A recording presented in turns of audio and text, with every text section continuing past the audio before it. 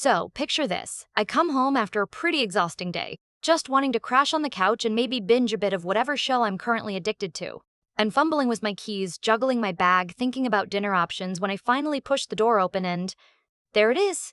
This package sitting dead center on our small apartment's entryway rug, all neat and suspiciously out of place. I freeze for a second because here's the thing, I don't remember ordering anything. Like, at all. No flashy online shopping spree, no surprise gift from a friend, nothing. Just this box, staring at me like it's holding some secret I wasn't supposed to find yet. It's got my full name on it, handwritten in this kind of elegant script that looks too deliberate to be a mistake.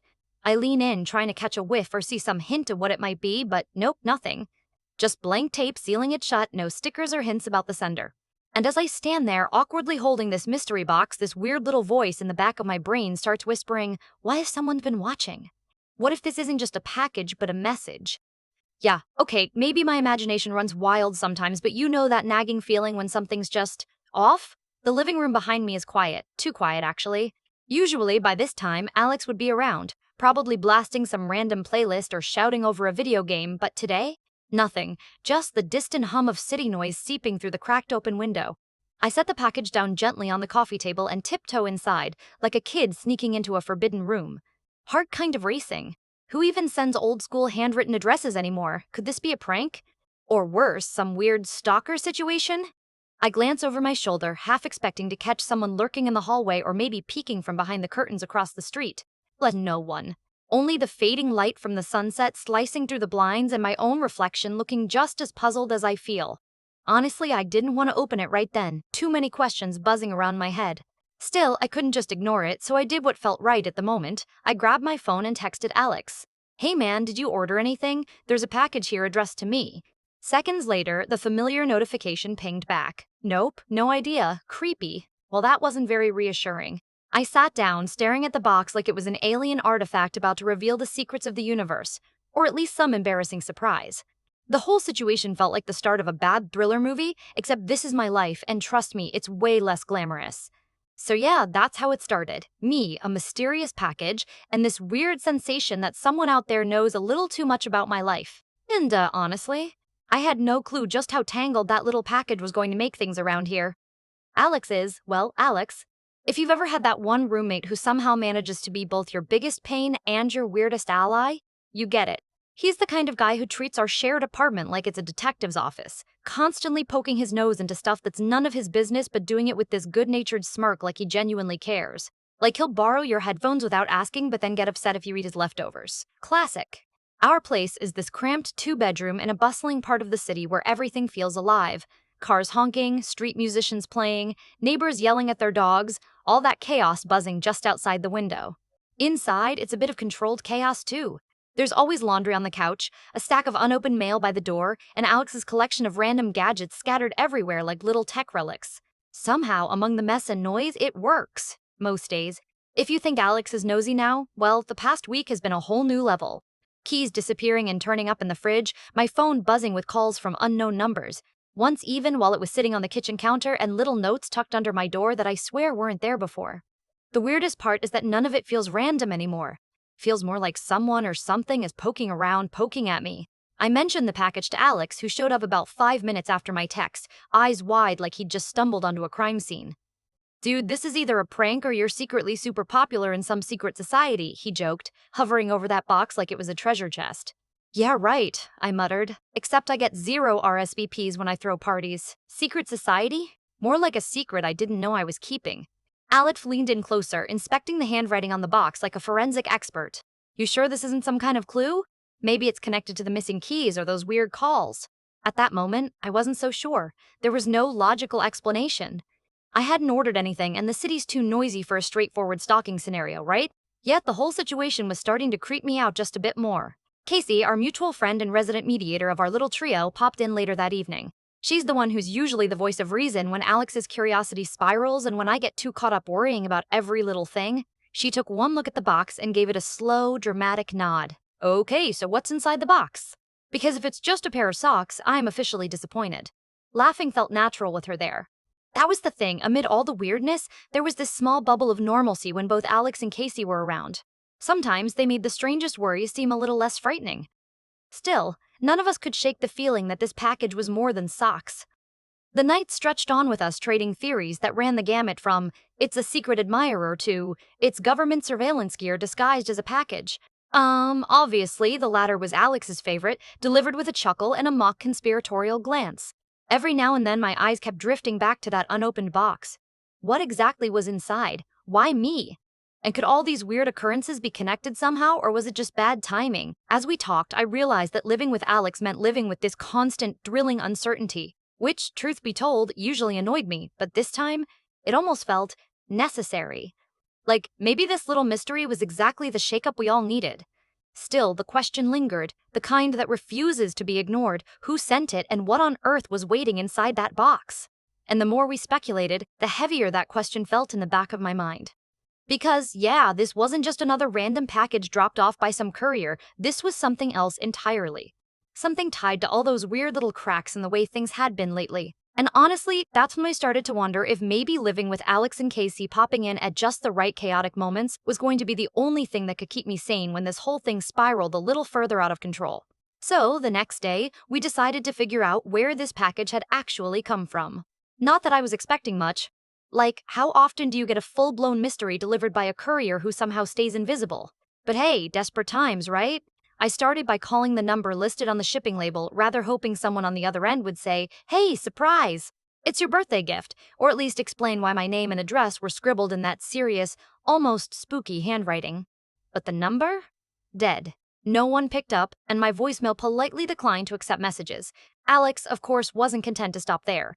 5 minutes into the conversation, he had pulled out his laptop and was already combing through forums and social media, searching every combination of my name, the delivery address, and that odd cursive style.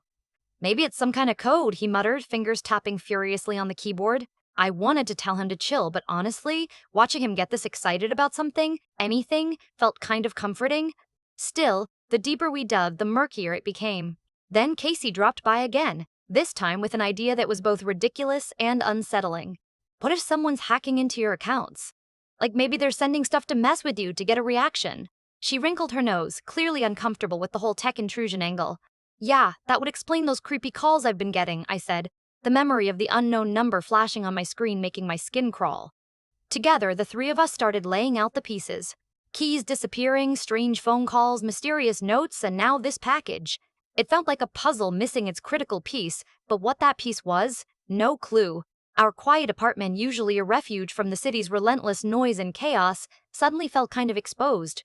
Like whoever was behind this had found a way to creep past all the usual defenses: phones, emails, locks, and leave this breadcrumb trail just to say, "Gotcha." And then there was the delivery person. I mean, who was this mystery figure who dropped off the package without so much as a knock or a signature? No one else had seen them, or at least, no one mentioned anyone suspicious around. Curiosity finally got the better of me that evening. I decided to open the box. Right there in the living room with Alex hovering like an overzealous detective and Casey orbiting the perimeter with a cocktail of excitement and caution. Inside, I found, well, that's the kicker. It wasn't what I expected at all. There was a small, vintage-looking camera. One of those old film cameras that feels heavy in your hands, with gears and levers that make clicking noises when you press the shutter. No note, no explanation, just that camera sitting on a bed of shredded paper. Alex immediately lit up. "Dude, that's a serious classic. You into photography or something and forgot to tell me?" I shrugged. "Not really. I mean, I took a couple of photos back in college, but that was ages ago." Casey studied it closely. "Maybe it's a hint? Like a clue about something you missed?" At that moment, my phone buzzed. I pulled it out, expecting another unknown number, but it was a text from an unrecognized contact simply saying, "Look closer." The room got quieter. Alex and Casey exchanged glances that said no one wanted to be the first to admit they were a smidge creeped out. And then, as if on cue, the lights flickered. Not a full blackout, just that eerie stutter that makes your skin crawl a little. We were all silent for a beat, eyes darting around, the mysterious camera sitting innocently on the table like the center of some invisible web. The question hanging in the air was no longer just about the package or who sent it. Now, it was about trust among us, among our little makeshift family in that cramped apartment. Because, honestly, Alex's relentless digging, Casey's cautious theories, and the eerie texts, it all started to blur the line between friend and stranger. And just like that, the biggest mystery wasn't the package anymore. It was whether any of us really knew what was going on behind each other's backs. So, that camera sitting on the table? It was staring at me like some silent puzzle piece, twisting my thoughts in every direction. I mean, why send something that old school? No note, no instructions. Just a vintage camera, riddled with this unspoken message. Alex, being Alex, immediately started fiddling with it, clicking the shutter, winding the film, acting like he was rediscovering a secret weapon. You sure you didn't secretly want one of these all along? Like a hidden photographer lurking in the shadows. He joked, grinning like the mystery had already turned into some quirky hobby. I didn't laugh. More like a nervous chuckle because the whole thing felt deeper than just a retro gadget gift. Suddenly, I remembered those weird calls and creepy notes, and the way the handwriting on the box matched the scrawl on the notes. And then there was that text, "Look closer." But what exactly was I supposed to be looking for? With a sigh, I picked up the camera, flipped it over, and noticed an almost imperceptible scratch on the back. Peeling off the leatherette a bit, I found scrawled in tiny ink, nearly invisible, "East Apartment, 3rd floor window." My heart skipped a beat because, well, that was the apartment right across from ours, the one with the perpetually closed blinds and no signs of life. We'd joked about it at some point, joking about who might be hiding in that silent place watching the street.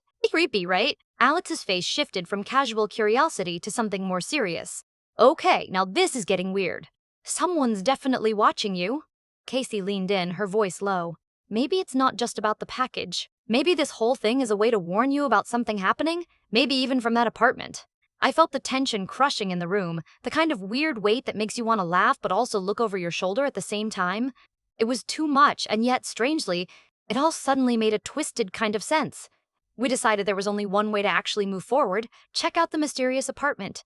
I mean, how else do you solve a riddle when someone's practically daring you to get involved?